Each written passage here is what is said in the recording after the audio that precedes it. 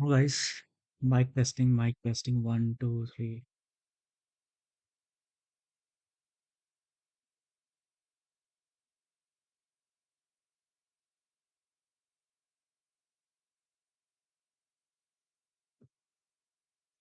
Mic testing again, again testing.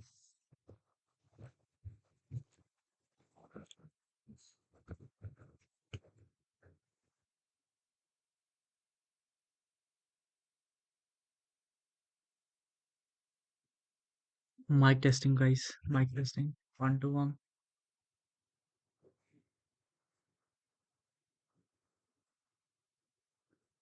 Mic testing again, mic testing again. Perfect. So the voice quality is really good since I'm keeping you very close, like this. So you will be directly on my face. So you will have better quality. So that's done. So let me put a timer of 5 minutes, and we will get started. And we will take a break.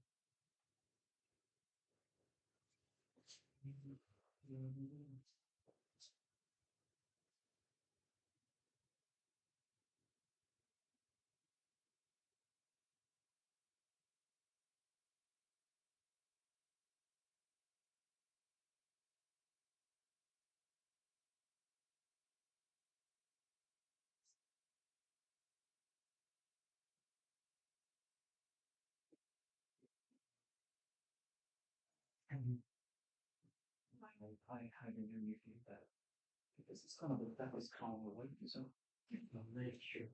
make sure my talk I grow talk for things I really talk because walls was I said that I think that the thing that the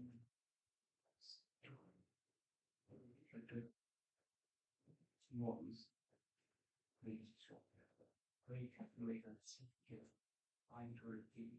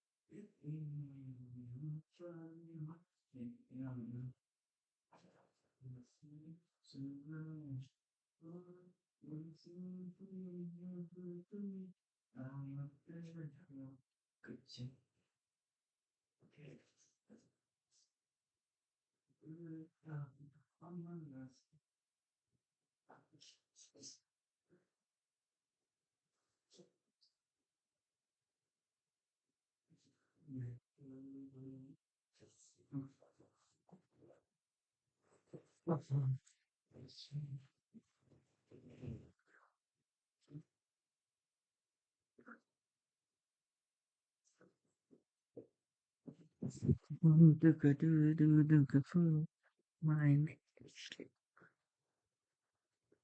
Okay, so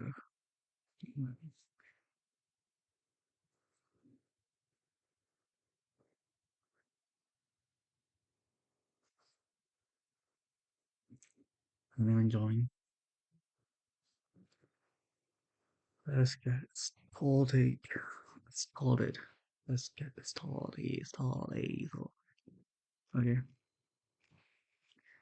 so let's quickly check if somebody joined. So let me refresh this.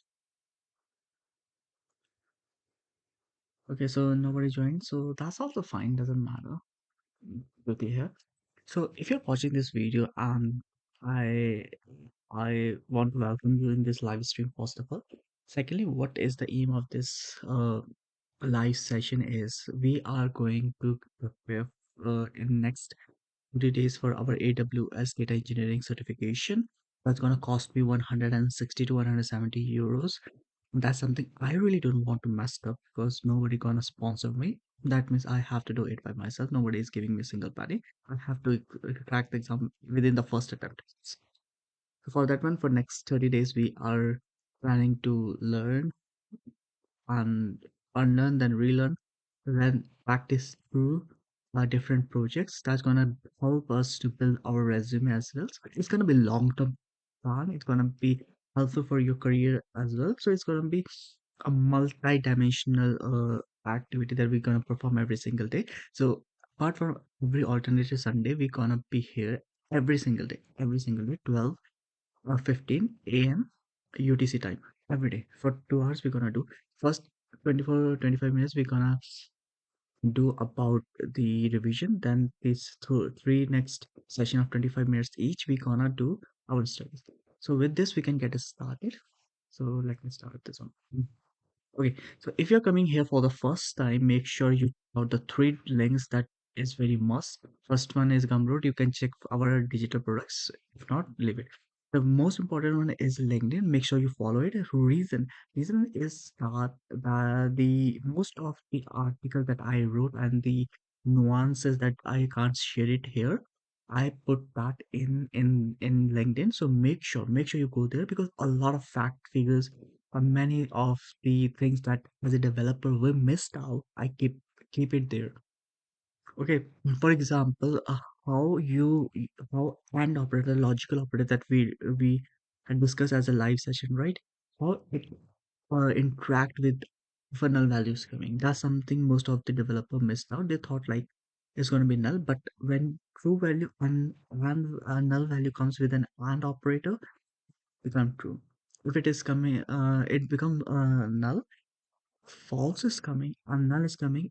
People thought like, okay, it's gonna be null as well as in the first condition. No, it's gonna be false because and follow the three rules step. First one is there is a single false statement or zero is gonna be completely zero no matter what other values are. That's why, according to that rule, that false and null become false instead of null, as we seen in the case of true and null that become null. So these kind of things I don't uh, post here. In future, I will definitely gonna do it when I started shooting all the short videos by myself. Then I will do it. But you make sure you just, follow this one. Second one is GitHub. That's the source of truth where we are keeping all the documents, all the things we are studying, and I'm trying to curate and put it here. You can simply go and check out the resources. It's in the same sequential order. You can go from the chapter one to skip this one, first, second, third, fourth, fifth, one. Now roadmap. It's very important to understand roadmap. Where is roadmap? Dude, dude. Okay, so don't worry. I already know about today's session, but if in case you are able to open it, just check the roadmap. This is gonna help you understand you how we are following day by day and what are the topics we're gonna follow in the sequential order. So that by the end of this series, we will be able to become 80% proficient. Next, 10% more to reach 90% is gonna be thorough practice that we will do to prepare for our FANG examination or MANG examination. And the last one, the last 10% is all about your own project we're gonna do. That will in that 10%, the 5% is gonna be our project that we're gonna do in this process that will improve your resume to a greater height and it will increase then your chance of getting selected by 95%. Remaining 5% is all about how you handle the interview and how you handle the interviewer. So that's totally up to you and your luck. So that I can't help with, right? So let's quickly go to our resources. So if you are new and you don't know about this one, we are currently utilizing the official uh, documentation by PostgreSQL because if we are following this one, if something goes wrong, we can take a reference that this is we followed. If you are wrong, that means the entire structure is still wrong.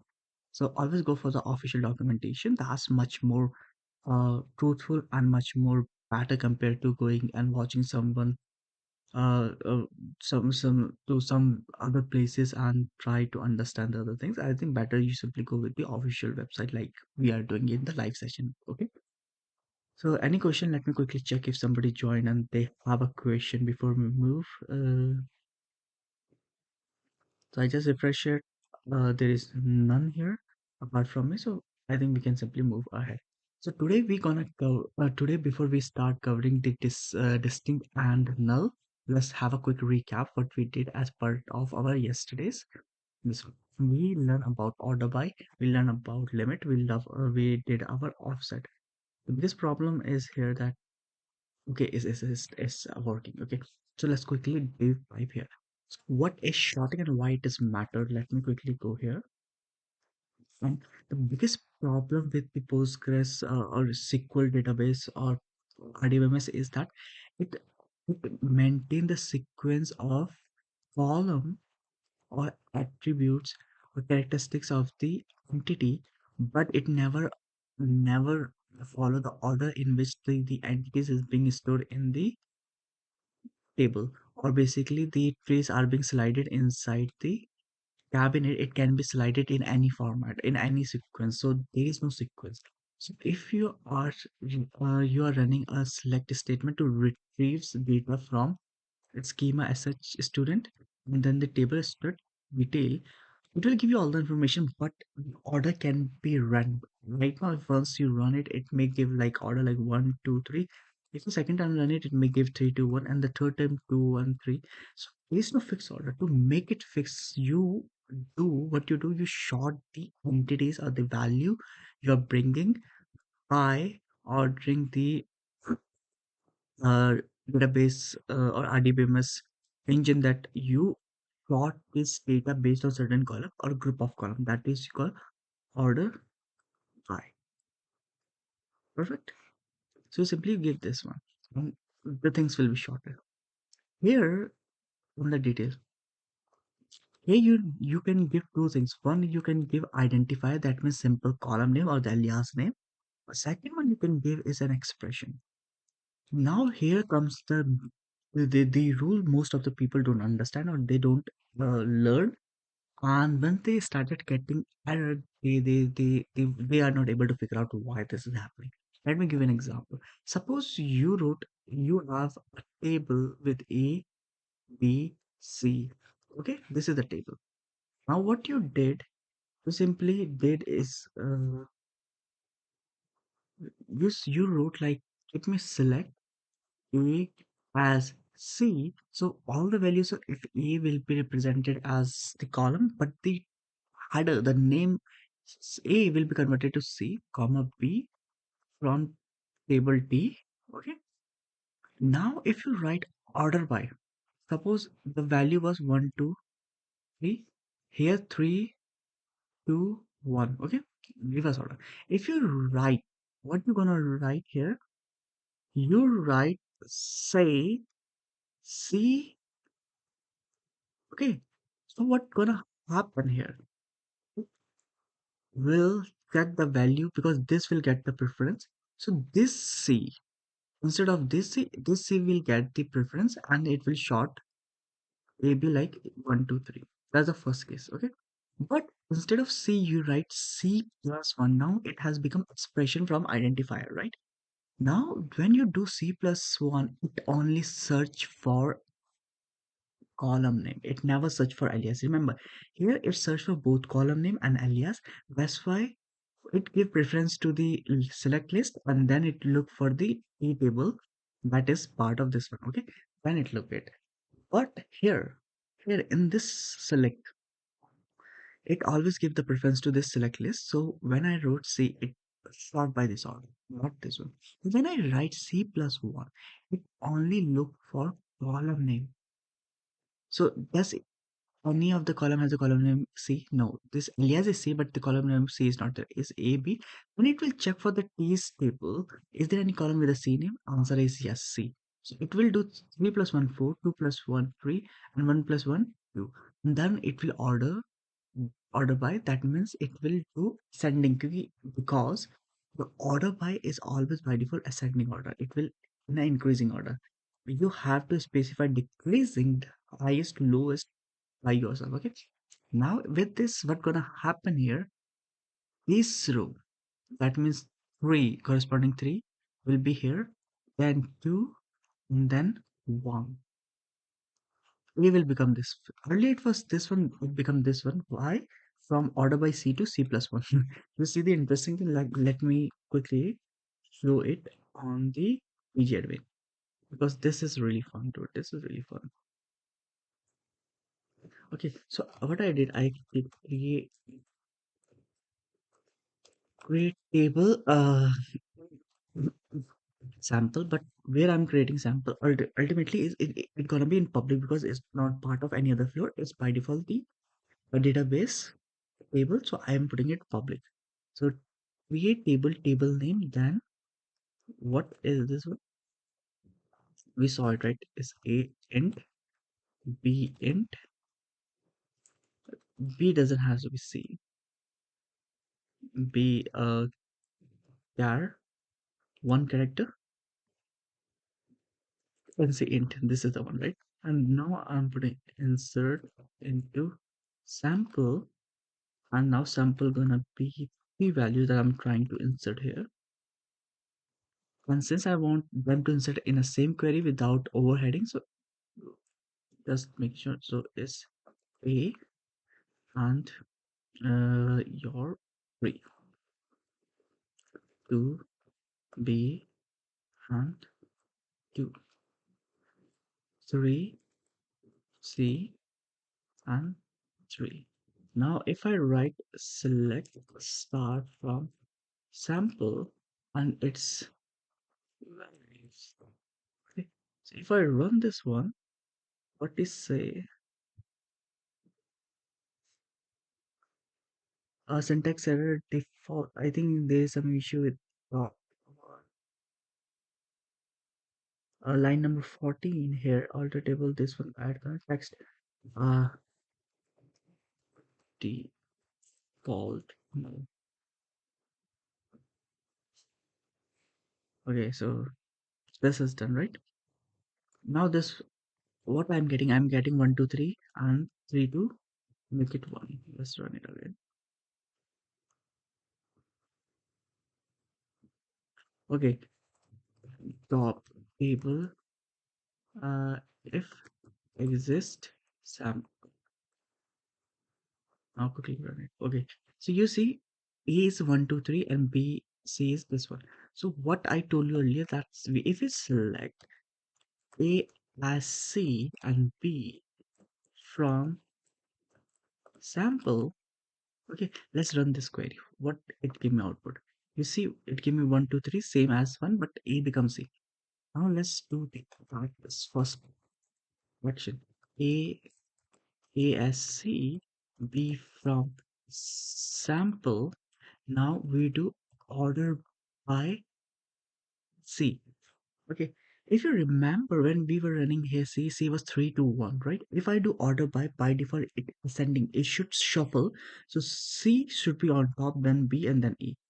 But answer is same because here C, when there is one identifier, simple identifier, search for both column name and alias. You see, it give first preference to this one, then it gives the preference to other column of the sample or the table. Okay, so it goes here. It see the sample. This here is an alias of C, so it automatically is take it here. But what will happen now?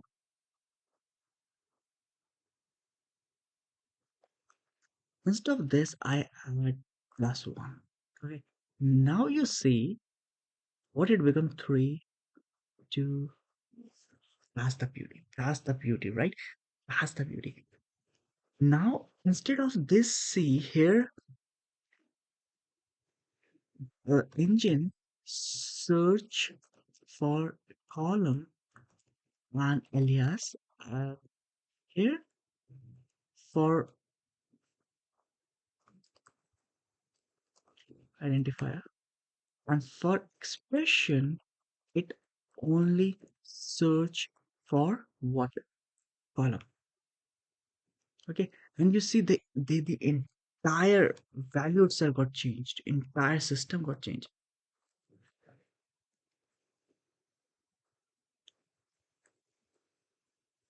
Just the output. And here my output was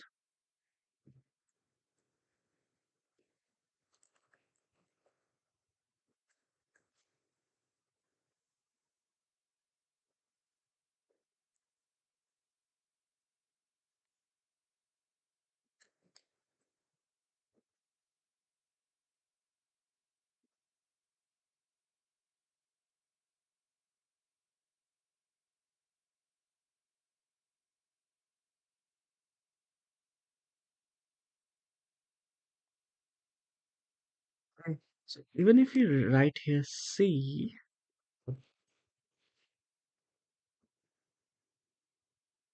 C1 2 3, same logic.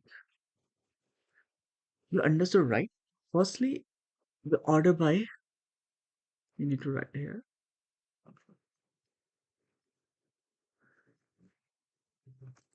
order by preference. Preference. It gave the first preference to select list, then second preference it goes to other columns of the table expression. Expression. Perfect. So this is the one we are looking for. Control Shift N. This is gonna be my,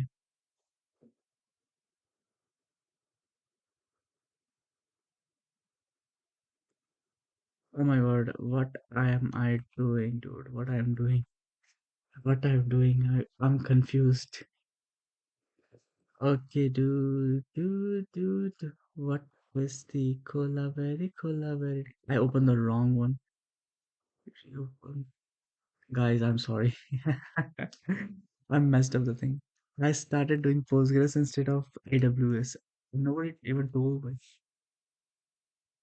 Good thing is I practiced when I was at work, so I'm pretty cool. Let me quickly start this on AWS syllabus. Okay, so I can take an example from here, so you don't worry.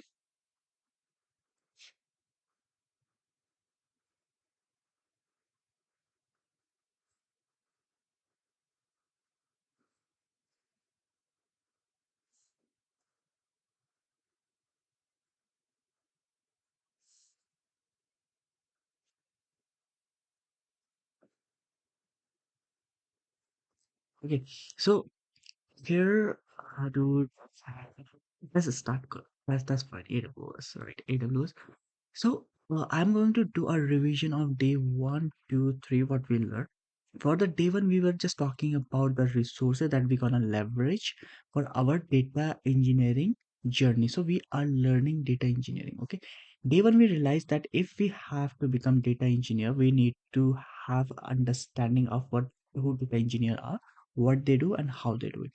And to complete the task, we need some softwares, and either we can go uh, individual vendor, different vendor for each task. We better thought like, why don't we go for a software or something that provide all this tasks that the engineer has to perform within a single software. There we get to know that AWS, Amazon as a web service, that means like how Facebook is in the website, right? Similarly, Amazon also provide a website where all the services he provide, using this we can perform data engineering tasks. So we decided that we will become AWS data engineer. For this one, we need to sharp our knowledge, and then we need to get a certification on AWS data engineer associate category 1. That's our motive, okay? So before we move here, we need to understand a couple of things. First one is who are data engineers and what they do, and then how AWS enable the data engineering task. It's simple. Okay, who are data engineer, what is AWS, and what the relationship we need to understand. So remember one thing: data engineer are responsible to convert or transform a raw data into meaningful information. Okay, so it transform raw to insightful information or data. That's his work.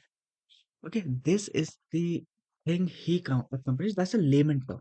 Okay, if we have to get into more technical understanding, so data engineer perform this by performing five simple tasks. First one is data storage, that is called DS. Second one is data ingestion, DI. Third one is data cataloging, and fourth one is data processing, and the last and final one is data governance and security. We perform these five tasks in order to perform a data engineering project. And all this one, AWS provide a corresponding services. Like for data storage, it provide AWS S3 bucket, Redshift, or Aurora, or DynamoDB. Okay. For data ingestion, it provide your AWS Glue job, or it provide your uh, Kafka. And one more, we will check this one. When DC, your data cataloging, it provide crawler, and then glue catalog. Then data processing, it provide again glue. Here Lambda as well. Lambda. Then your data processing, what else is it? EMR. Okay. Data ingestion, there is many more like transfer family to send the file through internet. And then if you don't want to transfer the file through internet, in order to reduce the chances of getting hacked over the network, you simply transfer the data using physical devices that AWS provide, that called Snowball. AWS Snowball. Then if you want to transfer the hierarchical your file-based system information into the S3 bucket or file system of AWS, then you can simply use data sync. And then for data security, there are a few ones that I don't remember. We can do this. Okay, so these are the five things that data engineer perform, and to perform this one, AWS provide a few corresponding services, but you can leverage it to complete this thing. Simple, right? AWS again. Now I told you that it provides this security. Let's quickly. We don't have to worry about this one. Recognition, this one. Data engineering responsibility. See, data engineer, they are responsible to convert or transfer raw data into insightful information. You leave this one. Data engineering responsibility, design, develop data. Again, same day, design, develop all this thing.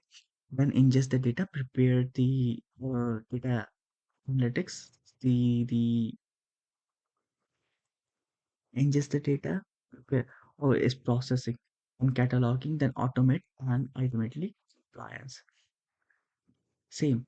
So it's not a big deal. Then data discovery, and then data discovery, an AWS service and modern architecture. Okay, so it's not a big deal. So now this was the basic, but let me give you an example for you to understand the things properly. Let me quickly check what's the time here. We have 2 minutes left, but I think I wasted too much time on this one. That's why let me quickly open the.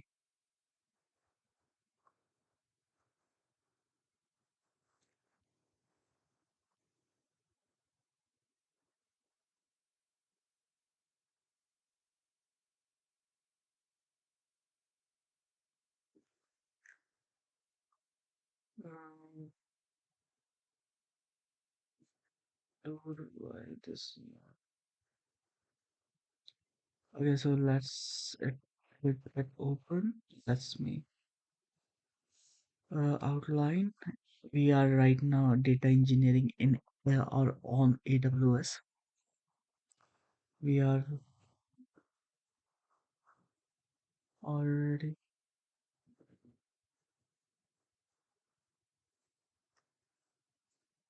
We should be able to log in automatically because we already have an account here. It's gonna show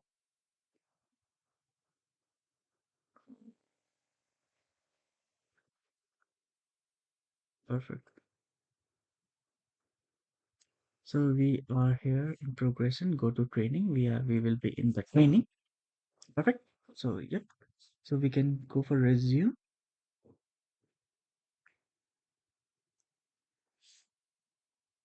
41 second. I think in the next one we will take one more to understand it. It's my mistake that I started doing that, but that's fine.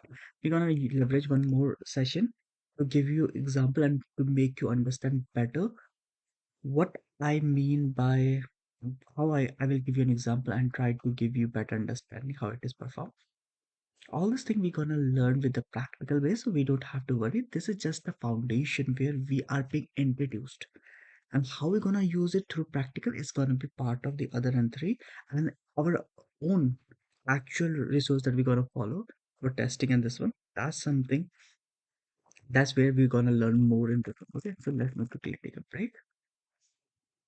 Let's start it. How could I make a mistake, dude? How could I make this?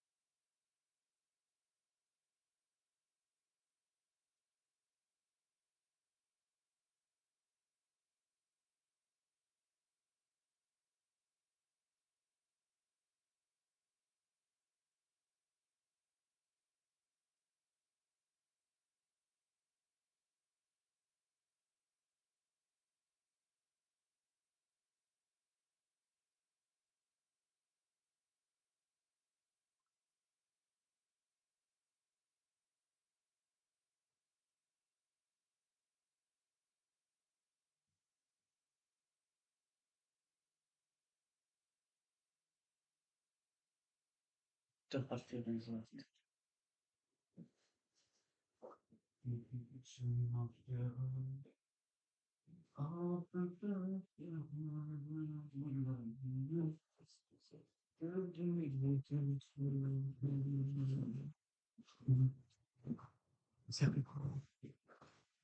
Somebody join here?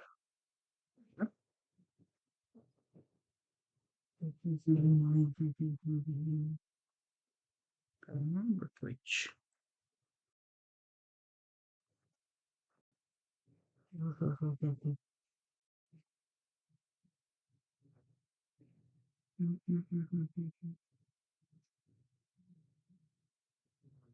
No one, no one,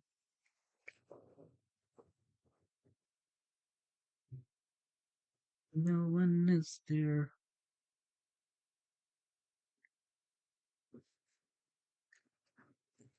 Setup look no cost. And the person doesn't look good, but setup is good. What will happen if we close those lights?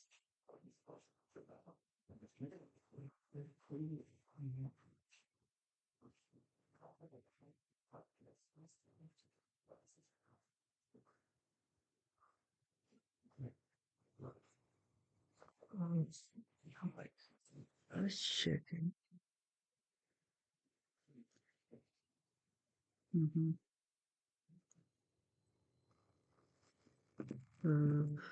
I need to start. Yeah. So welcome guys. So what we're gonna do in this section is I will give you an example so that you will remember forever what data engineer do. Okay. Let me give an example. Remember, concentrate this one because this is really, really good example, and we're gonna follow this one throughout our this section of 25 minutes. So suppose you are a person who have his channel, YouTube channel. Okay. And what you do, you perform interviews. You do the interview of the celebrity, you do the interview of a spiritual leaders, you do the interview of politician, you do interview of the education people, the people who are famous like this. Okay, so you do the interview in general. So you have some guy with whom you talk, you record the video, then you edit this video and give the final output to the user in the YouTube platform, right? This is you. Now imagine, just imagine what you are doing here. What you are doing is to have a conversation with someone one to one, right? This one. And when you are doing a recording of this one, and everything that recording, you are not going to give it to the user. What you do, this recording you will sit on a computer with your editor and you will edit everything, right?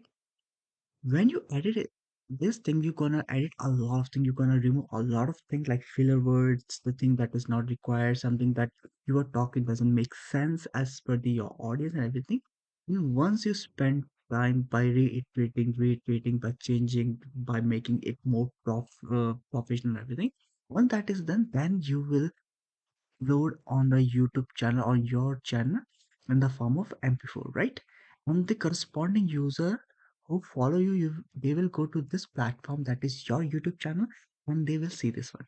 Now, what you're doing, this conversation that you have with with that person, okay, the interview you have with this person is completely raw. What you did, you record them in the form of video, right? And then you put that into your computer and start editing. So you store in your local disk, okay, store here, and then you started processing.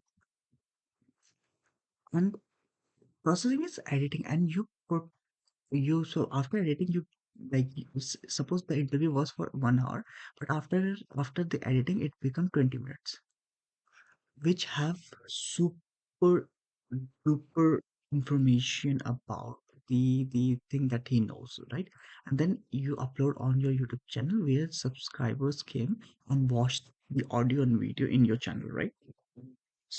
This raw data, your raw information that you collected in the form of video and audio, you store that in your system. Then You edit this one, and then the final output you show in the form of MP4 to your users.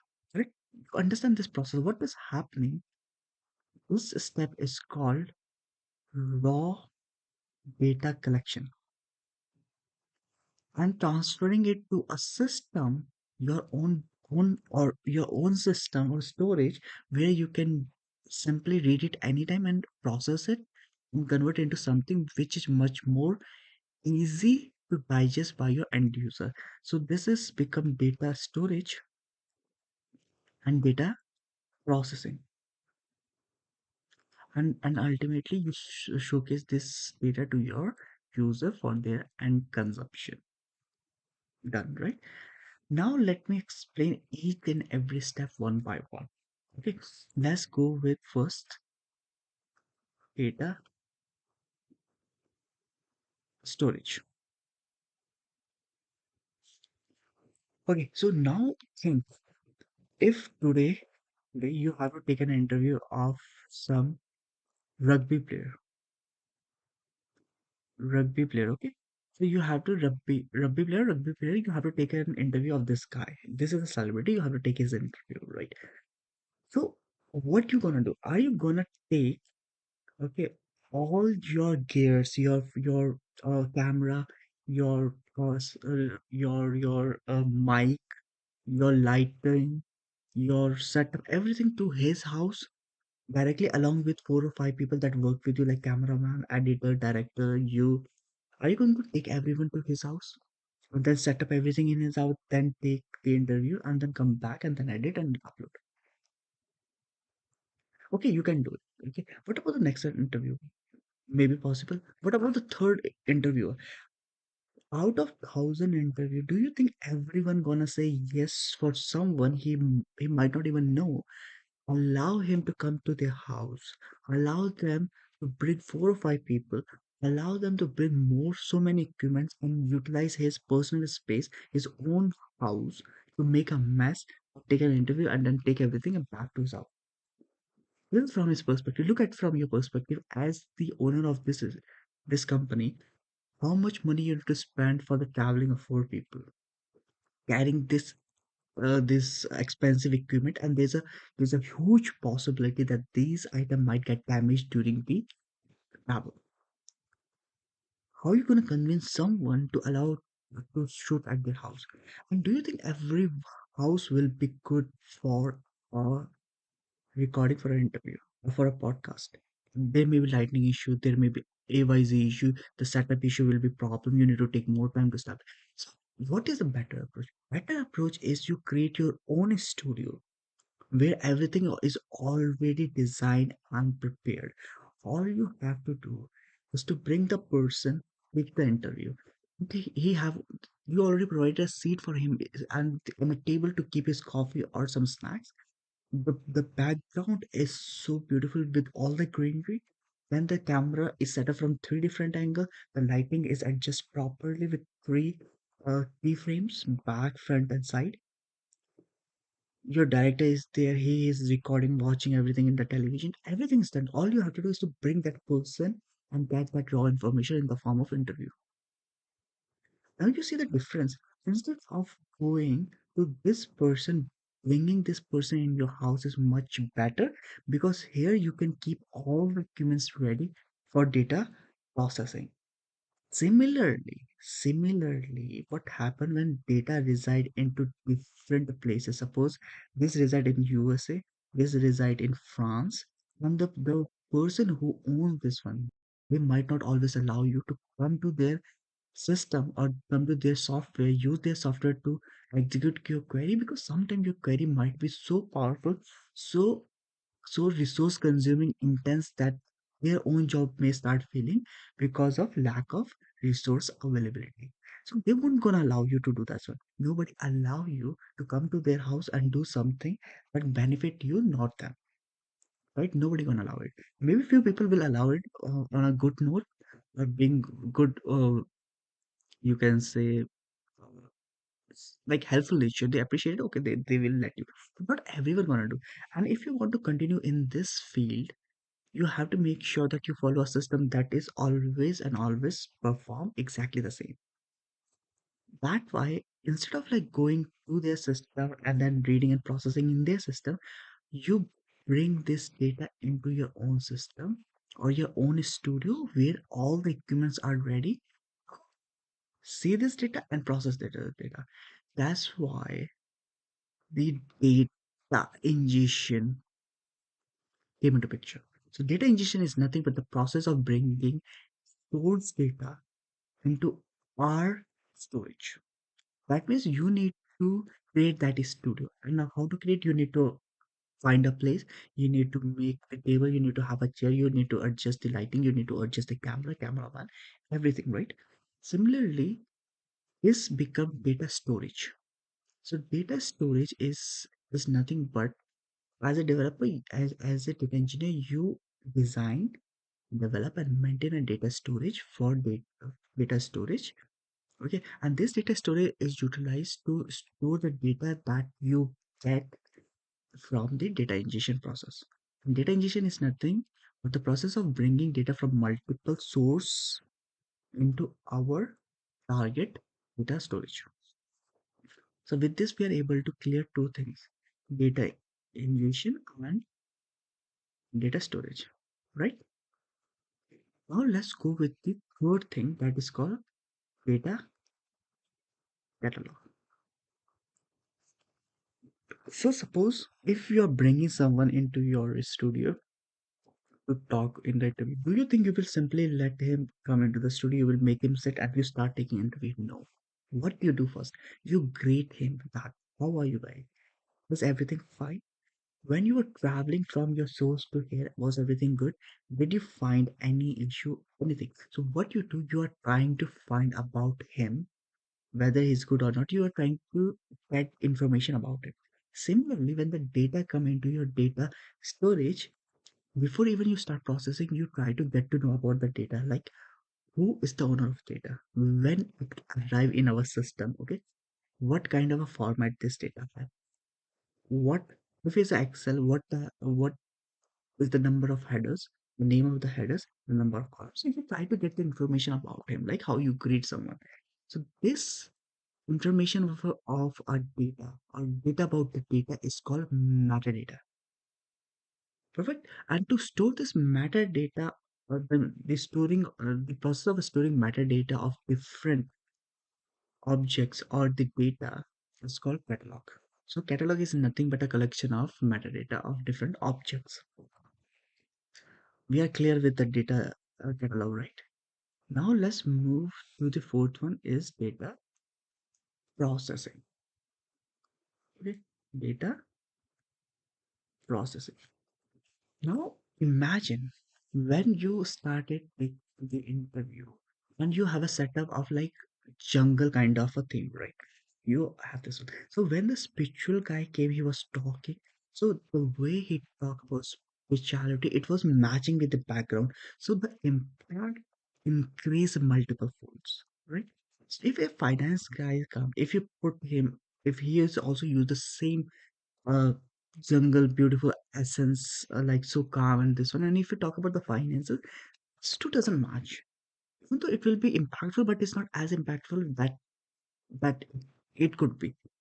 Good, like if you bring someone who is into construction, you want to learn about the construction or something, and you are talking this kind of a things in a jungle theme, doesn't make sense, right?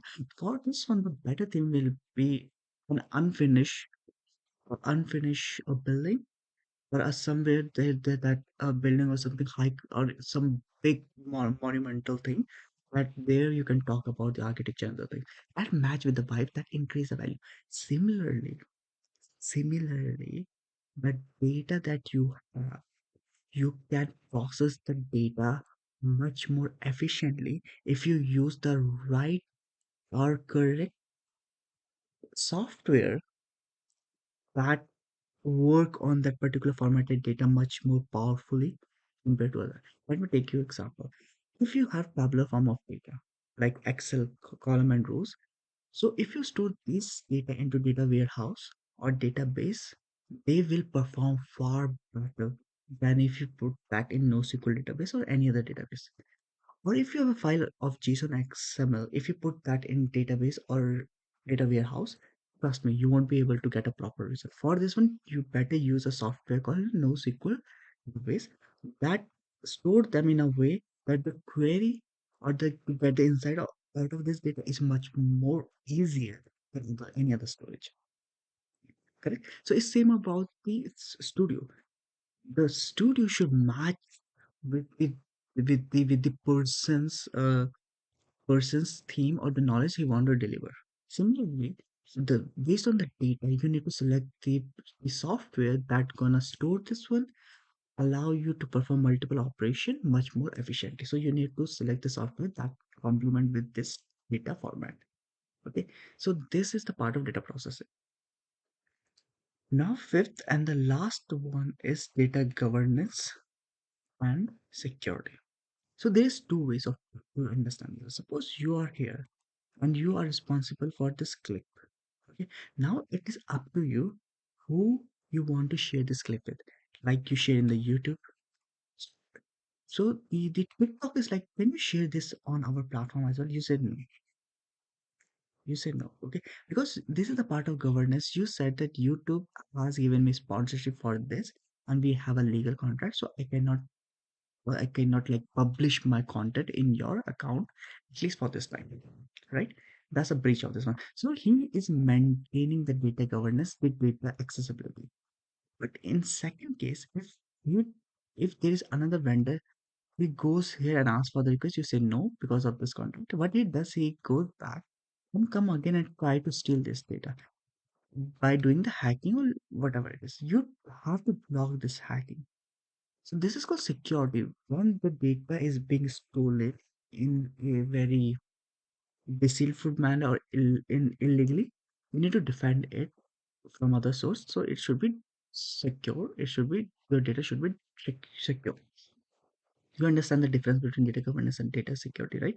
It's based on my understanding. I might be wrong, so you can write on the comment section that you are wrong on this one. Should be this way because it's part of learning. We're gonna learn as we progress. This is something I understood so far based on the thing that we learn. Okay, now five things is done. Now let's go a bit deep on the first two part, that is data storage and data ingestion. Because once data ingested, this thing, data cataloging, data processing, and data governance and security, these are gonna be same here. Here, there is one thing. These two can differ based on our requirement. What? Let me tell you. Suppose you call him. Okay, you call him and told him that guy, hey, buddy, we are doing an interview and our team is finance and we need you. Are you willing to do a podcast or are you willing to do an interview with us? You need to ask for the permission. Same way, how you gonna ask the permission to access the data from the data owner, source data owner, right? The first is permission. He's like, okay, I am fine with this one. Okay. Then the second question I'm gonna ask, when are you free for this one? Obviously, right? He gonna answer either of the way. First is like, I am available every Tuesday 7 p.m. Every Tuesday 7 p.m. is available, right? So you can okay, you can be like, okay, I'm going to send you ticket, airplane ticket on this. You have to come on this, right? On the second note, he said instead of like every Tuesday, he's like, I'm not sure because my schedule is totally random at the moment. What I can tell you, like whenever I'm free, I can give you a call. So now you're waiting for his call. It's been a day, two, three, four, five. And on 6th day, he suddenly call you. Okay, I'm free tomorrow. He said, don't worry. He will immediately book a flight for him tonight, and he will fly it there. See the difference. In the first one, he know about the exact time when he's available. In the second one, he has to wait for the confirmation that he is available. So this kind of a processing, this kind of data, which you know the exact time is will be available. Okay, there we do the batch processing. The data which is uncertain and can be available at any point of time, you have to be scanned by every second. So it becomes stream data. So this is periodic based. This is your event based. Whenever something happen, trigger happen, you start the process. This is You know about after how many hours, how many days, how many months you have to process the data. So this is batch processing and this is your stream processing. And there's one more concept of hybrid processing. You can leave it typing. We are not that much. This one. So you understood based on how the data is available here. We need to extract, basically we have to change our strategy of accessing and loading it in the ingestion. Maybe it can be batch or it can be stream. And for stream, AWS give you a Kafka. It called MSK, that is uh, managed service for Apache Kafka. MSK, managed service for Apache Kafka. For batch one, it have the glue, AWS Glue or Lambda function. Right. So we are good at this one, right? But now you understood that data engineer perform data storage design, then data ingestion of bringing the data into data storage, then cataloging to understand about the data, metadata, then you process the data based on the catalog, and then ultimately you make sure the data governance, everything is done properly. Right? But when you say you're gonna talk with the data source, right? Now, how you know this data source is the one we need for this project? So there's one thing that happened before this. And second thing, once this data is available, who and how people gonna consume? That's important, right? So end user. So these two is something out of the scope of data engineer, but you can get involved as well. So before all this process have to start to occur, the technical one, there's one called discovery phase, that is data discovery. During this phase, we try to identify the data source that can enable the project or that can help them to accomplish the project or to complete the project. Okay. So data discovery is consists of 5 or 6 steps. First one is business value. They need to make the business understand the benefit of implementing the project. Once they get approval from the business, they have to do second thing that is called and user finding. So you need to understand who gonna consume the final product or the final output of this project. In this case, in the YouTube case, it was the viewers or the subscriber or the new people who can subscribe his channel, right? And user identification. After this, once end user is defined or we identify these are gonna be end users, what you have to do is to identify the data sources that will help them to achieve our business objectives so that we can add value to the business. So data source identify is done, then we will create data storage, then data ingestion and data processing. This three will become the part of data engineer and ultimately end user consumption. This will be data engineer, data analyst, or it can be anyone. And before this one, this part is something the CEO, Chief Data Officer, or your data architect, data scientist, data analyst, these are the people who will take care of this one. And sometimes you also can get involved in engineer if you get built earlier instead of coming at the middle part where you have to design everything. You can also be a part of this one from the start. So you need to take care of this one. So this is all we learned so far in this one. And I told you this step, this is nothing but modular step of completing the data engineering workload.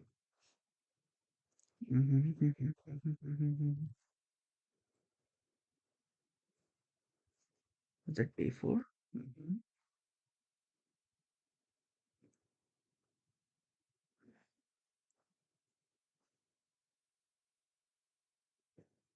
Okay. Now let's quickly go back and check how much time we have left. I think 2 minutes, that's fine. So when we come here, this is done. Have you recorded this everything? So technology, building, data storage. Yep, we have already written. Data catalog, this one. Data processing, the thing. So let's quickly go to this one. So Within the organization, team often build data solution in isolation and have their own data ingestion, storage, management, and governance layer. This leads to delay and increase the cost of data-driven decision. It also prevents the deeper insight that come with when an organization analyzes all their relevant data. Avoid these challenges. You must build a modern data architecture for analytics and insight that break down all the data silos, including third-party data. This architecture create end-to-end governance and put the data in the hand of in the hand of everyone in the organization. A modern data strategy uses technology building block. So these are the technology building block means every block is being performed by a technology or a software or some kind of program. So this is something we already did it as the bucket for any kind of a storage. This is the migration. Is the process of ingestion. This is done in this case done data firehose that stream in just real time data stream with this one convert your data stream into format such as Pocket ORC, decompress the data or perform custom data transformation. This is done, this is done, this is done. Okay, so now last one was delivery, right? Process and then deliver. And then data security and governance come at the bottom. Deliver is like ultimately who and how people gonna consume it. Maybe Redshift that day warehouse. But Pena is completely different. The Pena directly talk with your tabular form of data in the S3 bucket or S. Can I verify? Then EMR Elastic, this one. Okay, this is done. Data security. Okay, we need to do this before we move to orchestration. This one. So next two will be AWS and orchestration, and then data engineering. Tomorrow we will do it, and then we will be able to finish everything. Perfect. I need to look at this one. So let's start a 5 minute break, then we will be very good.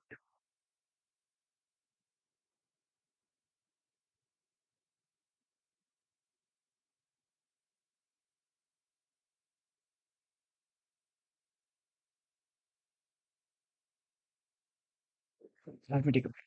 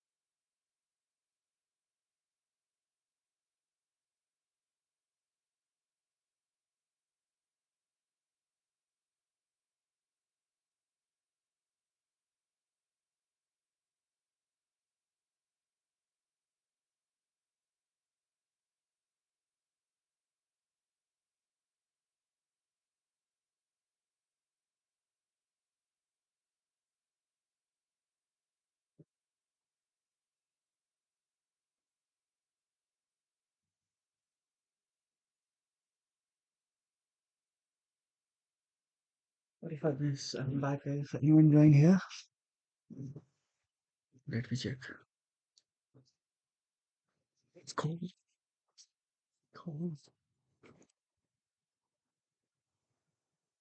Nobody. That's fine. Anyone join here?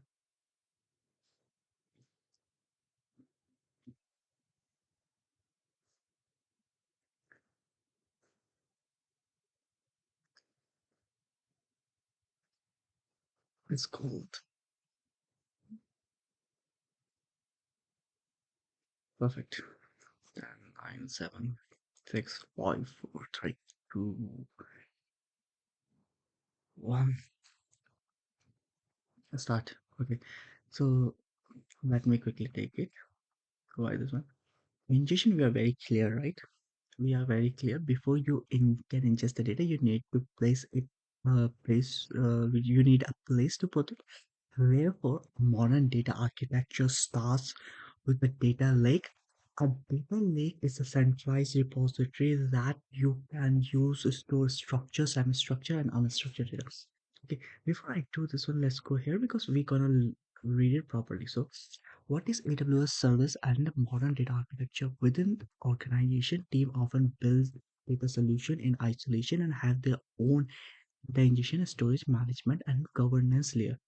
This leads to delays and increase the cost of data-driven decisions. It also prevents the deeper insights that come when an organization analyze all the relevant data together.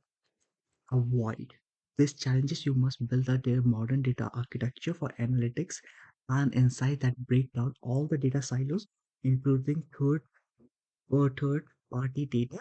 The architecture create end-to-end governance and put the data in the right hand of data in the hands of everyone in the organization. Okay. So we need to create. So one thing is understood. Every department was creating their own solution to transform the test data. Okay, but the biggest problem was when you're doing individually, you are limiting the data potential to that department. But when you combine this department with other departments, and you transform the data using all the departmental data, you get much more insight. There will be hidden insight that you might not figure out unless the data from other department complement your data set or your departmental data. Okay, so untap this data potential. You should come out of data silo and create a modern technology, a modern way of processing the data that can take data from multiple source and then do the processing or data engineering. So this is where it lay the foundation of such a step modern architecture.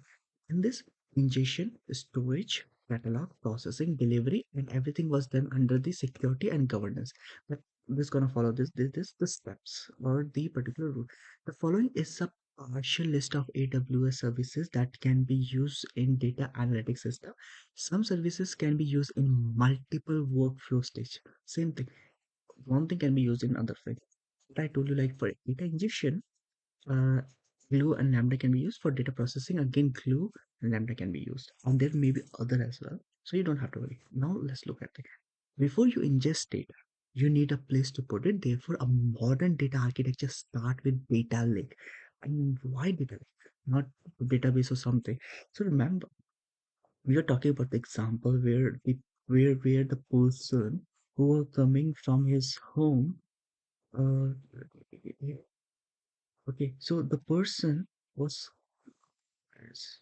was coming from home to your place for studio. I think if you travel so far, you can simply put him in the studio and start taking interview. No, you will get let him take rest, then let him allow to refresh himself before coming it. That meant before you take him to the street, you will take him directly to a hotel where he will put his luggage, get the best dress for himself, get refreshed, get bathe, a bath. He will take a bath or bathe, or then get refreshed, then get new dress on, then put the collagen, and then simply go for studio, right? You remember, I told you that the studio is based on the person delivered. So suppose finance person is coming, there will be the theme finance basis.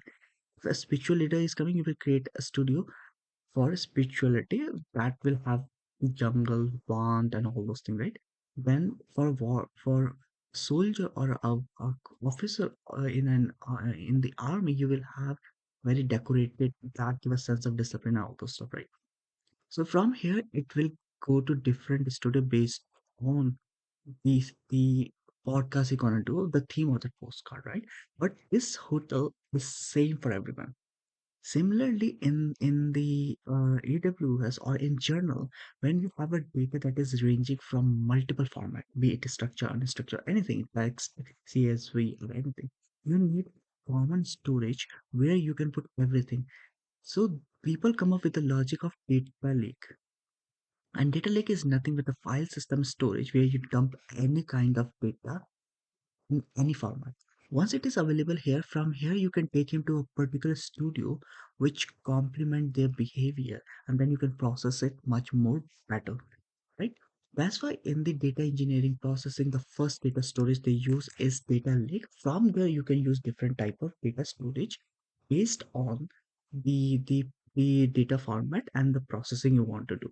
Okay, so what is data? A data lake is centralized repository that you can use to store, or simply data lake as storage or centralized storage, because from there you can put it in different other specified specialized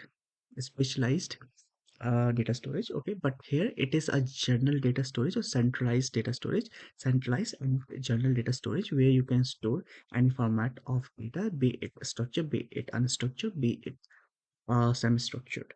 Okay? Organization can use it to ingest, store, analyze diverse data set without the need of or expensive reprocessing. Simply dump and reprocess the data. For example, unstructured data, you can simply dump into this one and then you run your machine learning on top of it. But if you have CSV file, you have a Parquet file or something, you can simply put that into a system which can process it much more effectively and easily. Now, now Amazon provide this data lake. This is called Amazon S3. S3 means three S's. First S represents simple, second S represents storage, third is step, third S represents service because it provides as a service. So provide an optimal foundation for a data lake because of its virtually unlimited scalability and high durability. You can seamlessly and non-disruptively increase the storage from gigabyte to petabyte of content and only pay for what you use. Very interesting concept. After you have established the data lake, you can use specialized AWS services to ingest different type of data into your data lake. Okay, so suppose you have a relation database or non-relation database in the premise, and you want to take this one to the cloud base or AWS space RDS. So we have a service called AWS Data Migration that transfer the database files from one database on-premise database to cloud-based your database. So let me give you example through illustration. Suppose your company is here and you created here database somewhere and you put the files here, right? Biggest problem or the challenge is even if the light is cut off for a month and suddenly your system is down or something happens, somebody like you see the war everything, like somebody sent some big thing here and destroy your thing. Now you, because of your company budget limited, you have only one server where you're putting everything on. But on the second hand, before anything of this happened, a clever person came and transferred this data into AWS database. So now even if it's gone, it's available.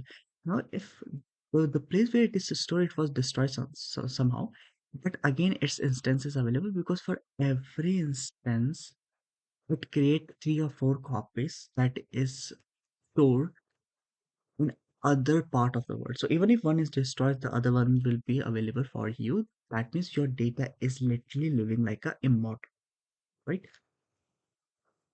Until unless the earth itself have vanished, so that's a different thing. Okay, so now to do this migration from your database table from in the database in your premise to cloud or AWS, they have a system called service called our relation uh, relational database migration as a service or migration service that does this for you. Second one is real-time data stream with Amazon Data Firehose. Convert your data stream into formats. Okay, if your data stream is coming, it will convert into format like org, RK, decompress with data, or perform custom data transformation. So it does everything. If you are getting a stream data, it will simply perform the different type of custom transformation, and then you can load it into a format that you want to store it.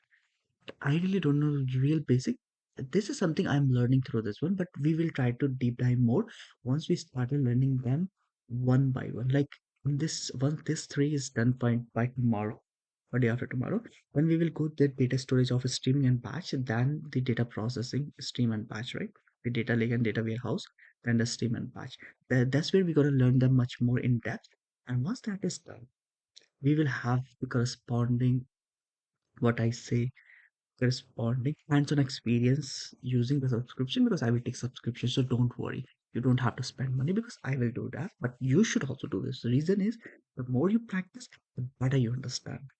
Then again MSK, that is your managed streaming for Apache Kafka. So it provide Kafka as a service. Okay, so it will create all the infrastructure, it will set up the software, everything. All you have to do is to use it like it is on your computer. Only you have to make sure that internet is good so that the latency of turnaround is very less. So it seems like instead of far away, it is sitting in your own computer. Then AWS IoT code. So now suppose like you need to get the data from some device that is generating data on the fly, like every second it's generating. So so to get this real based data set, you can simply use AWS service called AWS IoT Core. It will connect to that device directly over internet and and it will retrieve your data in seconds. Like once you produce it, it will automatically throw it there. It will automatically throw it like streaming. It will stream all the data into your system. And I don't know like whether it will store as a file, what the option it provide. That's something we will learn. Now so I told you that the data is stored in on-premise in a database, right? SQL database. It's possible that the data is stored in a file system like Linux or something. You can also take the entire system blueprint and throw it into your S3 bucket, or simply you can copy the data from here to directly there. This is called AWS data sync to transfer data from on-premise file share object store system and Hadoop cluster to AWS storage services, synchronizing on a schedule basis. So whenever the data get refreshed here, it will automatically refresh data as well. Then, or if you want to transfer the file directly over internet, you can simply use AWS transfer file. It have multiple SFTP, TAPS, and SFTP. Then ultimately last one is if you don't want to believe on the file data transfer over the internet or the data size is huge, you can simply go or opt for AWS Snowball, transfer the file using hardware device. It will store in hardware. It will physically transfer this file to the target and then it will load it through cables and whatever it is. Now cataloging that I was talking about. Before you even start the interview, you talk to him first, like create him, understand who was he, what his story, everything. Then you have a basic mindset. Okay, this guy started his journey as a poor guy, then he studied this thing. And you can frame better question. Similarly, if you understand what is the structure, the basic information about the data, you will be able to process that data much more efficiently. And this information or data about data is called metadata. Okay, so an essential component of data lake built on Amazon S3 is the data catalog. Organization can use cataloging to keep track of data sets and understand what data exists, where it located, and its quality, and how it is used. A data catalog is designed to provide a single source of truth about the content in the data lake. And this is data lake. This is something that prevent data lake getting into data swarm. How? If you dump everything and you don't know about the data, you need to search it manually. That means you are basically putting every effort to understand where your data is. On the second hand, you simply got into that Excel or the file system and you started Control F, you try to figure out the file name was this one, you type it and you've got it. And then you get the entire information, where it stored, when it was stored, who is the owner, who made the last change, what kind of a data format is, what the corresponding data information is, what the size, everything. Now, all of a sudden, within a second, you know everything about this file. That's the power of cataloging. So catalog is nothing but the is a collection of metadata of all the data set that is available in our S3 bucket or in our uh, data lake. AWS data catalog, and the place where you can find this is AWS Glue data catalog, because this is something it is being used for as well. So file see attribute like name, owner, business term, and everything, right? And the one who did this one is a software that AWS run very periodically, or whenever the file dump or it get updated, this thing gonna start executing for that file. This is called AWS crawler. He is the one who bring all this information and store it here. Now process. Now, so far data, we are able to store we created the data storage. Then we have the centralized data storage where we dump everything. Then we have to just bring and dump, that is ingestion. Then cataloging to get the information. Now we need to process it. For processing, we have couple of three major one. For ingestion, we have so many things based on the data file, data requirement, and data size and everything, right? Now we need to do data processing is to convert raw data into meaningful information, meaningful data. After the data is cataloged, it can now be processed or transformed into format that are more useful for analysis and insights. Transformation can include type data type conversion, filtering, aggregation, standardization, normalization. So based on the business requirement, we can perform the task. So what are the services AWS provide for this one? First one is AWS Glue, a fully managed ETL tool. It's a ETL. Is can help you to ingest, digest, and load. So it's extract, transform, and load. ETL service that EMR, elastic mapper and reducer. So when data is so big that ETL cannot handle it, the one computer cannot handle it, and you need a cluster of computer to give that multiple information, to give that multiple power at once, right?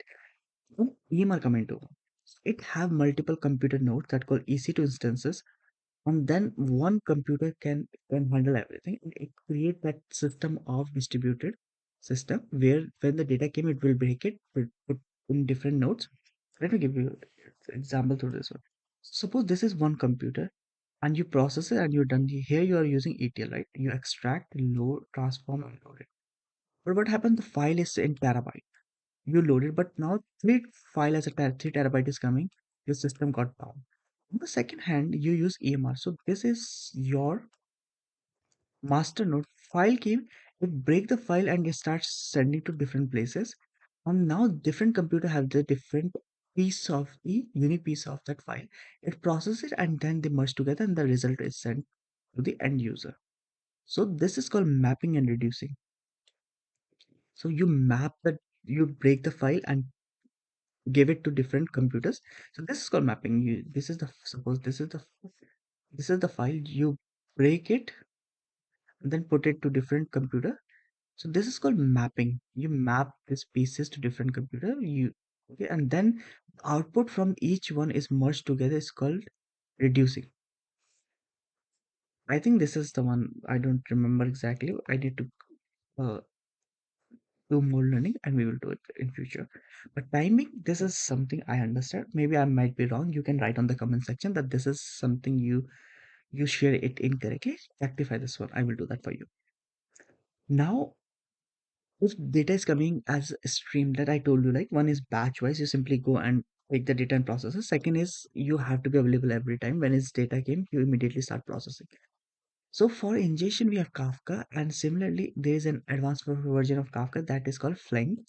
That is the successor of Kinesis. So Flink, what it does, similar, it's just the older brother of Kafka. It streams the process, but it gives you more flexibility to transform the data.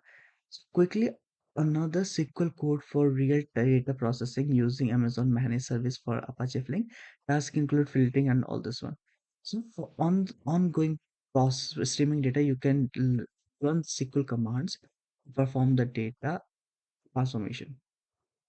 Now delivery. Now that you have transformed the data, okay, based on our requirement here,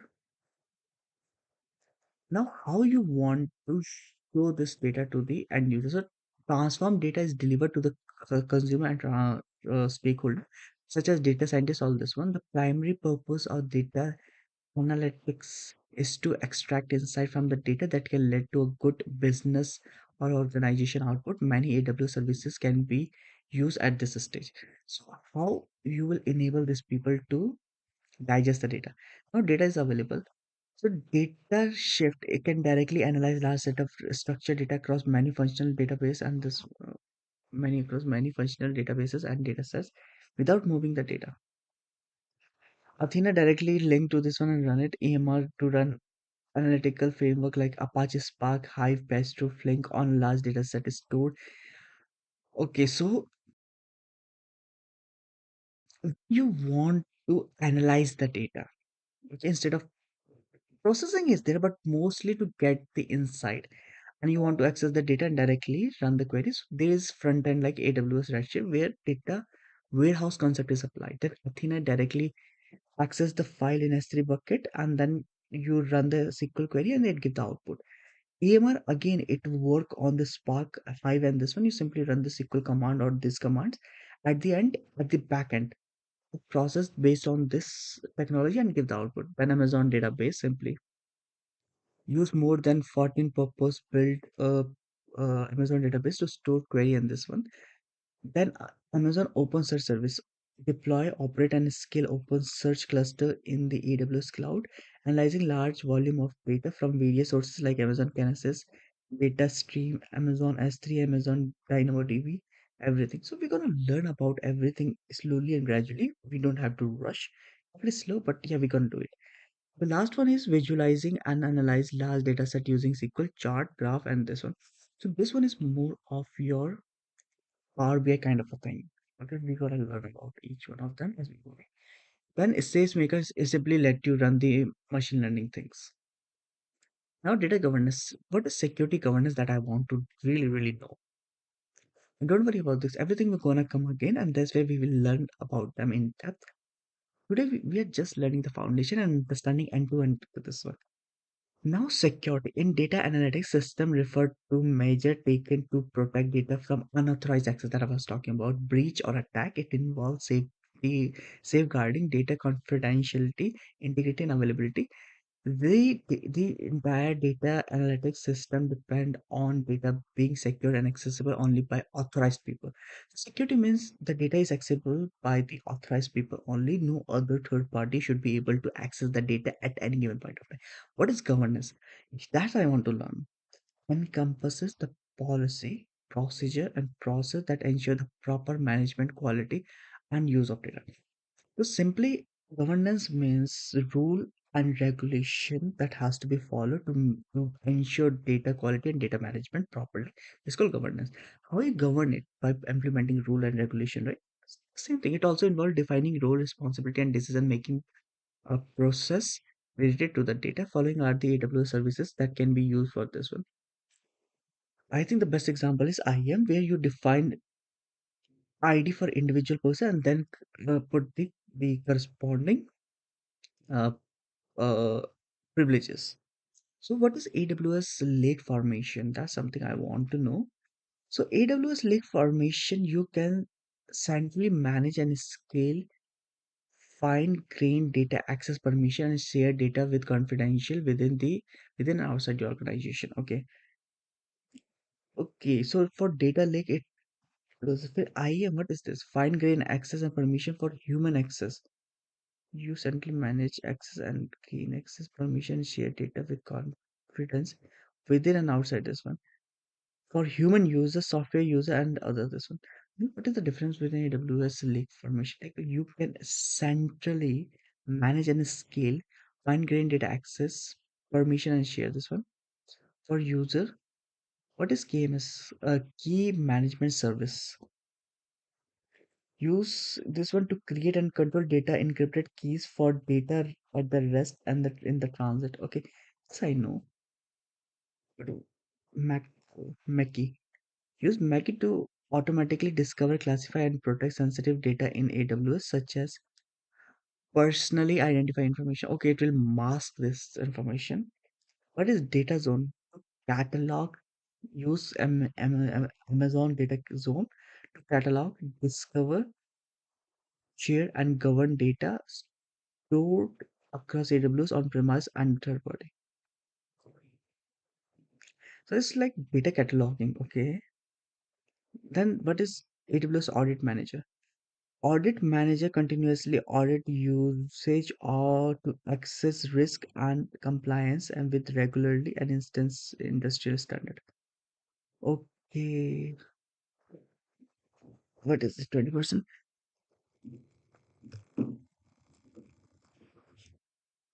Before I end this,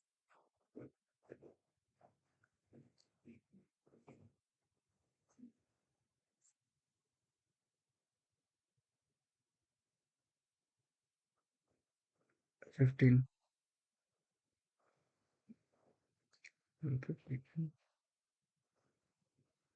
Okay, for more about, I think I will continue here.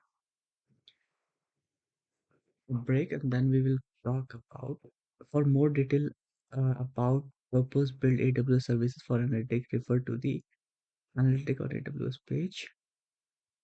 And for more information about AWS services in data analytics scenario and reference architecture, refer to scenario in lens.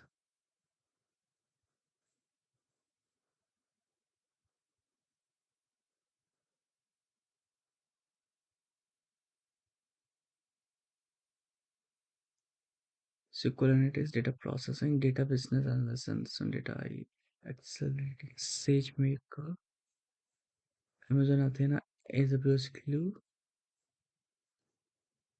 harness analysis for human and AI.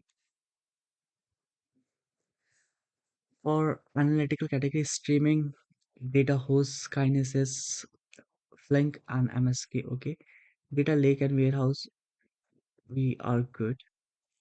Lake architecture, Amazon, that is lake archi- lake house architecture, Amazon Redshift, Amazon S3 data lake, Amazon S3 table, data processing, Athena EMR Glue, and Apache Airflow. Well, business intelligence is quick, then search analytics, then data. Okay, then what is this? Data discovery. This is scenario data discovery, data modern architecture, batch data processing. But this is something that I'm already doing it. But let me do this one, data discovery. Or what is it? Mm,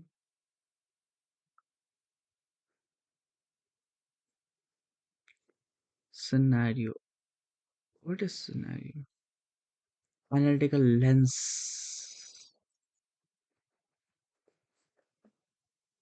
This one is interesting too. This one is little interesting. Files, like we go to files.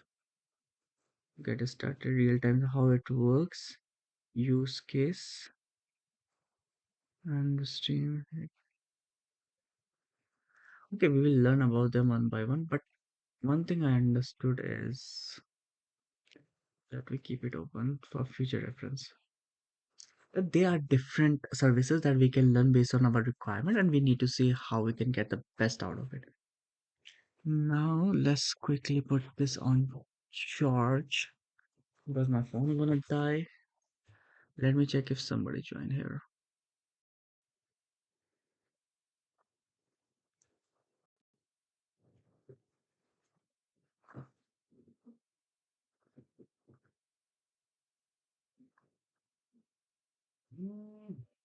Mm, So nobody joined here.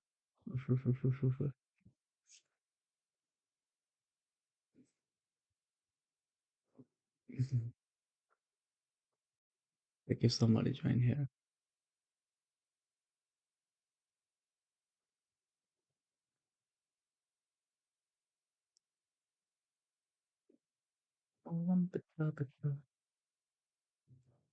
Let me quickly have some water. Uh,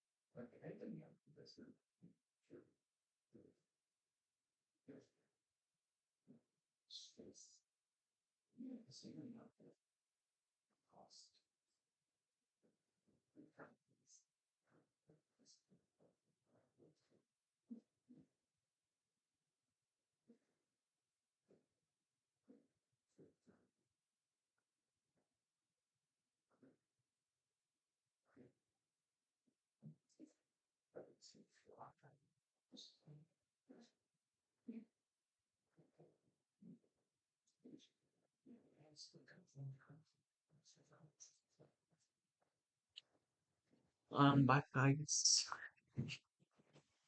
Okay, perfect. Let's quickly start the final for this live. Mhm. Okay, so let's quickly do our check. What is meant by term data silo? When data is isolated within a department and it's not accessed by other department, the entire organization. So it's just isolated. So what is meant by term data silo? Highly normalized relational data. No, cloud data warehouse that integrated data from various now independent data stored that are optimized for specific use are difficult to combine or access by other system. Data lake no. That's the one. This is simply highly specialized for a particular department or it's just isolated for a particular department usage. So it lose its potential. Which option best describe basic data analytical? Basic, it can be complex than this, but yeah, basic. So first is ingestion, then store, because we will ultimately the store comes first logically. But if you go with the uh, actual practical is you need to ingest the data, then store it, then do this. Storage come later. But from the technical perspective, store has to come logically. It has to come first. So ingestion, ingest, store, catalog, process, and then deliver. We are right on this one. Why is data catalog important in data analytics system? Because we get the metadata of the information, then it becomes easy to search, then easy to understand the structure, and based on that one we can take the next step whether to process this data directly using some kind of AWS service or we have to utilize another service to store it there and then do the access. So a data catalog list and tool catalog list the tools application available to the data site now. A data catalog act as a single source of truth for metadata and track data location and its quality. Data catalog is an important way to discover and rate data sources. The data catalog keep track. A data catalog act as a single source of truth for metadata. This is a metadata of all the objects in S3 or storage, and then simply based on this one, you understand at least a general level information about the data, and based on that one, you can take a decision. How? You can simply, if the file is in a CSV format or is in Parquet ORC format, you can simply run the Athena to get the sample data, and based on the sample data, you can understand the structure. Then you can take a decision how you need to process. We want to use Athena to do the processing. In that manner, what happened, it may give you the result. The problem is if the data is really big data like terabyte, and you start processing, single query will take a huge amount of time. Okay, because it is not stored in a fact, it is being processed by a single instance. When you store this data or you access this data using Hadoop, so now take a copy, divide it, break it, and broke it, simply torn apart and then into smaller pieces, put them in different computer. Each computer processes give the result and you get the result. Now, in the first stage when you were using Athena, it parts. But when you use the Hadoop database system, or Hadoop system, and then you use the Hive on top of Hadoop Hive, Apache Hive, whatever it is, then it gives you the result much faster because of distributed system, right? Now, in the next lecture, you will learn about the tool for building efficient workflow. Now, we're gonna work about orchestration, automation options. Okay, so it is a bit okay. Orchestration and automation. As business increasingly rely on data analytics, you make informed decision managing the complexity of the data workflow. Processing analytics becomes a significant challenge without efficient coordination and automation. Data pipeline can become a fragmented, error-prone, time-consuming to manage.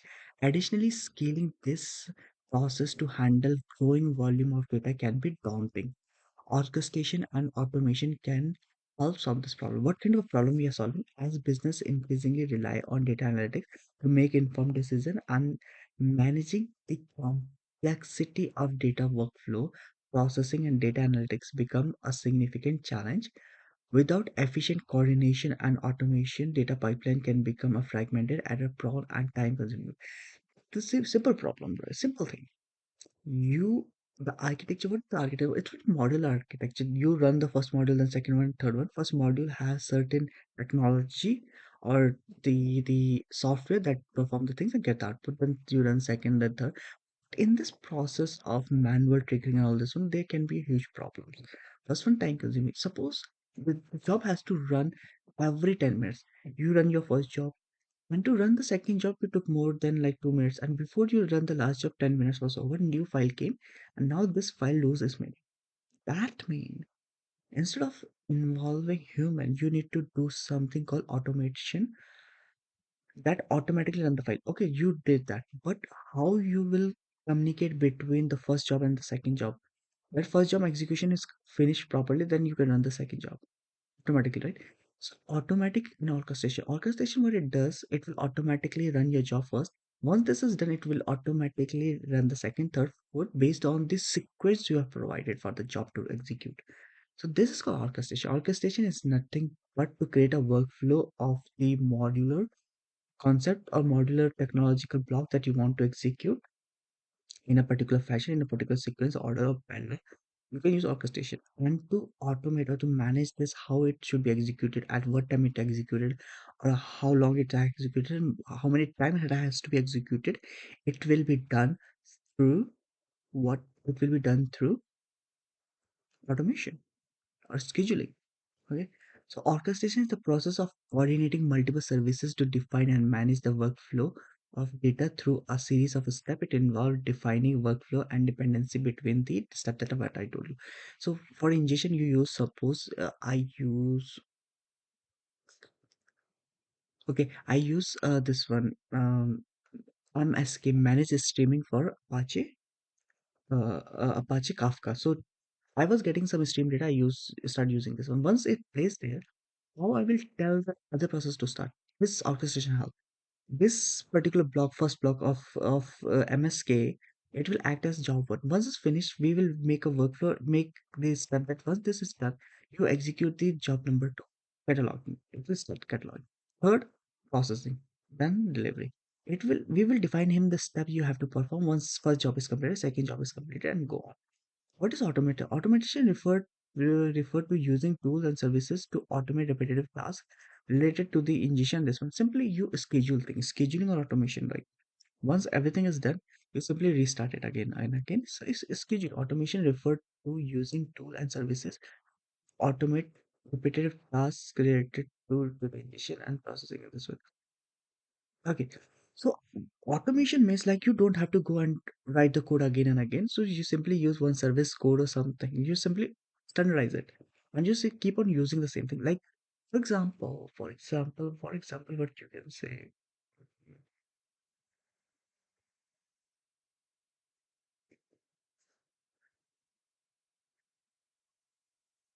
Okay, suppose you love to drink juice every single day. You do it manually. You just take it, brush it, this thing.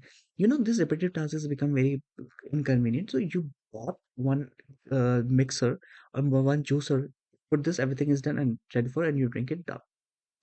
Something that can be replaced with much more automated thing, or something that can replace your manual work again and again, is called automation. Automation is suitable for simple repetitive tasks. Orchestration is needed for complex workflow involving the coordination of multiple services, team, and dependency across the stage. Typically, they are used together in analytical workflow. For example, orchestration could involve coordinating multiple automated tasks in a defined sequence. Together, orchestration and automation can streamline operation, improve reliability, and empower non-program programmers to manage complex workflow. This is understood. But one thing that I don't understand, like automation. What is automation? Automation referred to using tool and services to automate repetitive tasks related to data uh, ingestion and processing analytics. What is the example of this automation? Automation is suitable for simple repetitive tasks.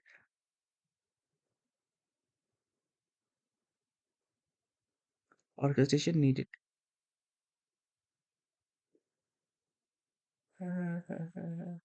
Okay, so simply replace manual work with something that can be automated, or simply something that can be programmable. So so when a manual work can be replaced with some program, it's called automation. And it is indeed, for example, for ingestion, you are writing a code and then you are executing it one by one again and again. So simply what you did, instead of doing it manually every time, you use one software, you define the connection, everything, and let it run. Simply press OK, and it will done and dusted. On the second thing, so simply replacing the manual coding and everything with some interface, or something interface based software to perform the same thing with less coding and less other, you can say, work. Then automation makes sense. Option for orchestration on this one. Many AWS services can be used to orchestrate pipeline and workflow. They can be combined in nearly unlimited ways to meet a very demanding requirement. So what are this one? The following is a partial list of AWS services that can be used in data analytics system for orchestration and automation. Let's see. What is a step function? Step function is a virtual workflow service to orchestrate and automate workflow, pipeline, and process. Step function ensure tasks run in correct order.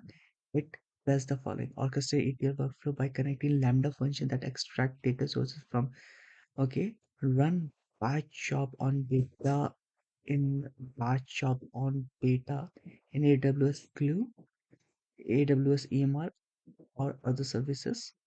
And process streaming data by connecting Lambda function, processing data from Kinesis data stream or Amazon data Firehose for real data time analysis. It makes sense. So it's just an orchestrator and automator of AWS Lambda. What is AWS Lambda?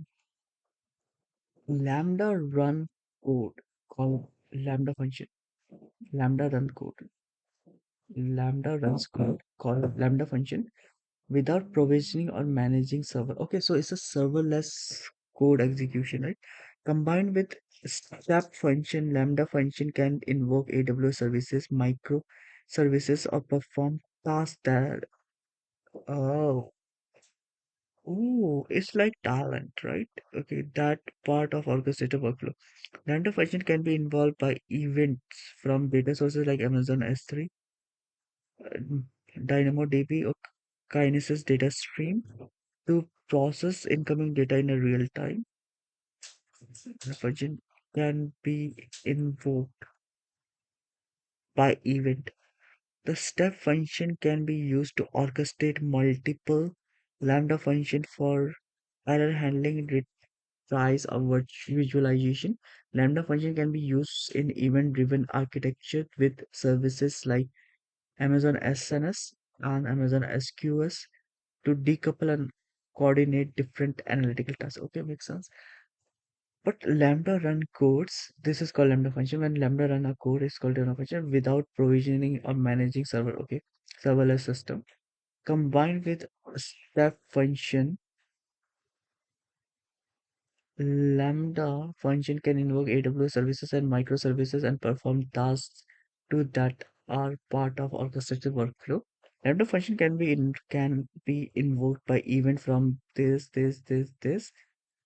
Okay, step function. Okay, yeah, run code, but I need to see an example of AWS Lambda that I will have better understanding. But I understood one thing, that there is one thing that execute the things, and then these models can be molecules or models can be linked together or web together using the orchestrator.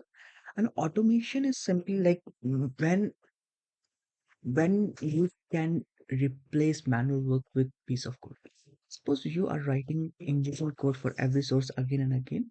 This is not automation. You can simply use AWS services or some software that enable you to connect with any database using their system.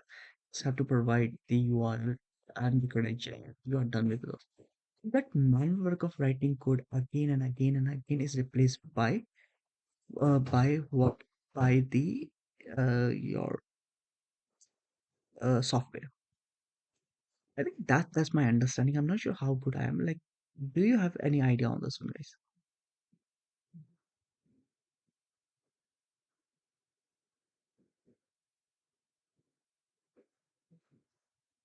No, nobody has that. What is Amazon MWA? Amazon Managed Workflow for Apache Airflow. Okay, so Apache Airflow, it also provide Apache Airflow as a managed workflow service. Okay, managed workflow. Apache Airflow. Apache Airflow manage workflow. Okay, manage stream, manage workflow, because that for streaming, this is for workflow. So manage workflow for Apache Airflow can be used to orchestrate data analytical workflow on AWS. Amazon MWAE workflow can be configured to ingest, process, transform, and load. So same thing, you can do the ETL through numerous services because it provides the services in-house, and it also let you do the same thing using different vendor that they provide by themselves. It can be done on AWS. Amazon, this one, Amazon MWA workflow handle dependency support parallel running of task nature, same as orchestration and automation. Now Amazon Event Bridge.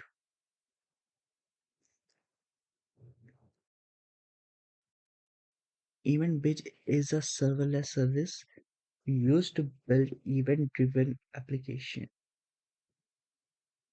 Build event driven event driven application.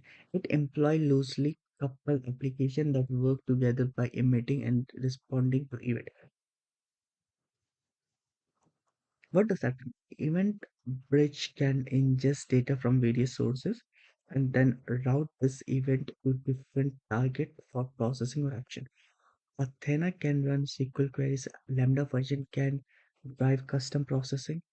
Event coming into Event Bridge can invoke workflow in a step function which coordinate with multiple AWS services in a data processing pipeline. Event Bridge can also support built-in matching or routing rules that filter and transform before delivering to the target. Okay, event base. That is another service. Simple notification service is an event. This is like messaging. It's a fully managed messaging services. Simple notification service. Amazon an SNS application service can send messages to multiple endpoints simultaneously through NS topic.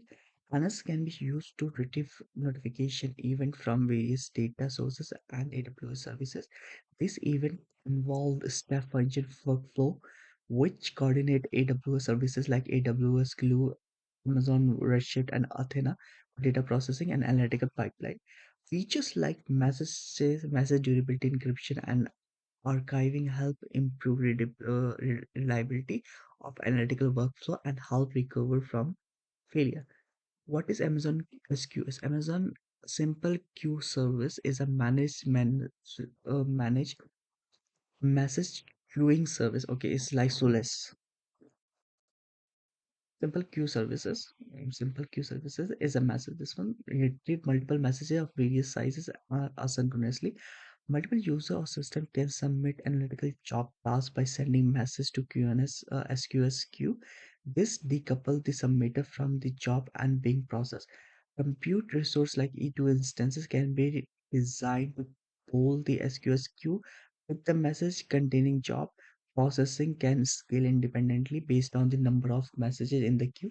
Amazon SQS, simple queuing service, simple queue service. Feature include message attribute that letter queue and integration with AWS command interface and a SDK. This make Amazon SQS useful for building robust and scalable workflow. Makes sense. You do just too much. Now let's quickly go to enhancing orchestration and automation. Two technologies can make orchestration and automation even more effective in data analytic workflow. That is zero ETL and serverless architecture. Serverless architecture I understood. What is zero? Zero ETL refer to an approach of data integration with minimize or eliminate the need of ETL process. With traditional ETL, data needs to be extracted from source system, transform or clean and load into a data warehouse or data lake or okay. These process can be time consuming and complex to develop and maintain. With zero ETL integration, data can directly be queried from its original source without requiring data movement or transformation. The same thing. The question is again if it is allowed. It is allowed if it is on AWS. I think that's the one. With zero ETL integration, data can directly be queried from its original source without requiring data movement or transformation. There's a caveat here. Like Indian Institute, they should be stored in the right data storage so that processing become easier. If it's unstructured data and you store it, if it's a semi-structured data you're trying to store in a SQL database, obviously you won't be able to get the proper result that you want. But you need to retrieve the data and store it properly. Once there is a JSON file in the text format, you need to convert into JSON format, then store in NoSQL database, then load it. In that particular scenario, you can't do anything because data itself is not stored properly. So how are you going to query? So you need to understand whether zero ETL is feasible or not instead of directly saying that okay. Several AWS services support zero ETL and can be used in orchestration workflow. Amazon Athena. With Athena, data stored in S3 can be queued by using SQL command. Exactly. It's called referencing table. It does not need to extract I load any elsewhere. Step function can orchestrate lambda function. Okay, step function is something orchestrated. But lambda function is actually the code or the job that do the things that we need to learn how to do it, and that we're gonna learn in the skill one. Here we will understand in better understanding, and we will come back here. And when we come back here, we have more understanding of the things. Amazon Redshift is streaming ingestion. Okay, so Amazon Redshift ingests streaming data in near time at the high throughput because it does not need to stage in Amazon S3 and the need for the ETL task is eliminated. Simply, you don't have to do extract, transfer, and load. You simply put the data from the directory to warehouse and then you can change it. Again, that's totally up to you. Okay, so now Amazon Aurora with Amazon Redshift. Replicate the data from some Aurora sources to this one Redshift in the near real time for analytical. Zero ETL seamlessly make the data available in Amazon Redshift to and remove the need to build, maintain, and complex ETL pipeline. Check current Aurora product documentation for so instead of like creating job to integrate this one and then batch processing everything, you simply do everything in a stream because now the internet speed is so high. and the data movement is so reliable that we simply go for streaming. The moment data is available in the database, we simply throw it to the data warehouse in the real time. So everything is happening on the real. It come here, one copy goes there. That means data warehouse have the data every given point of time, then you process it. Okay. Not sure how good this one, but continuous ingest a new data file from S3 into data redshift with no manual intervention. But man, again, this is questionable. Like if you are doing this and the data itself is not right, you need to transform the data. How you can do the data directly on S3? Where is the transformation is there? Or you need to do it, you want to do it in the redshift, but that's not much. It won't give you that level of uh, flexibility. It's open source service. Okay, Amazon service has zero ETL integration with S3 for querying data directly in S3 without extracting to open source. This improve query performance. I don't know what is it. But second one is serverless architecture. A serverless architecture. So one is extract, then you transform, and then you load. You simply extract and load. That's zero ETL.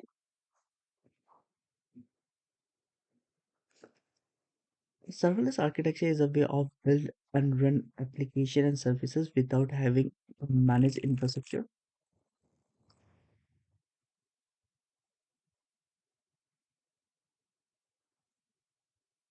Okay, before let me quickly run.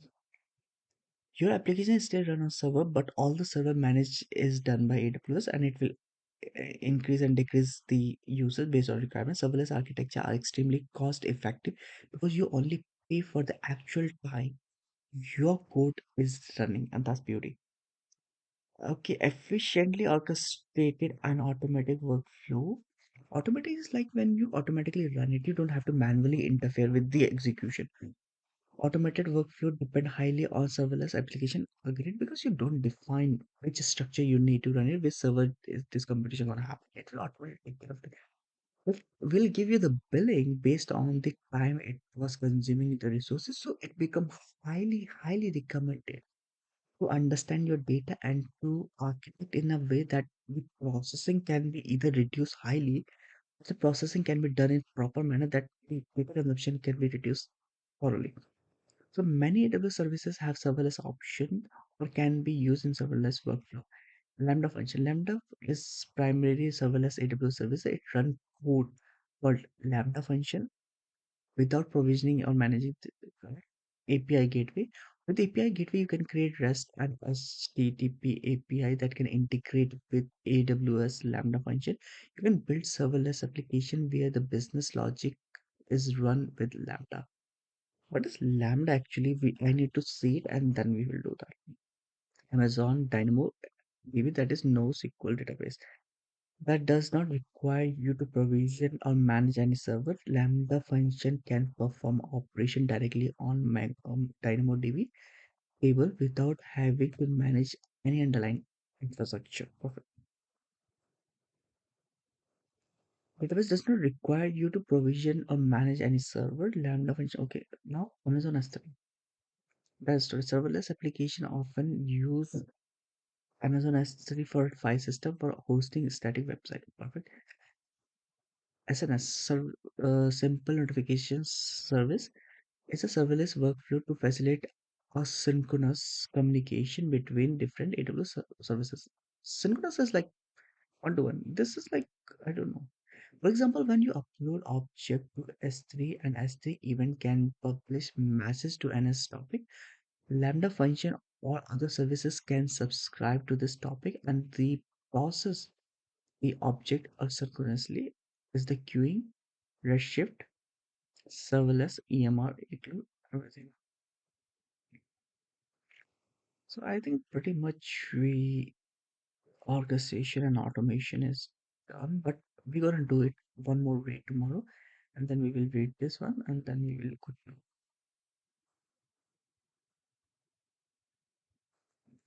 I think with this I will wrap today's time because the time is over. Any question if somebody joined, right? Nobody joined, so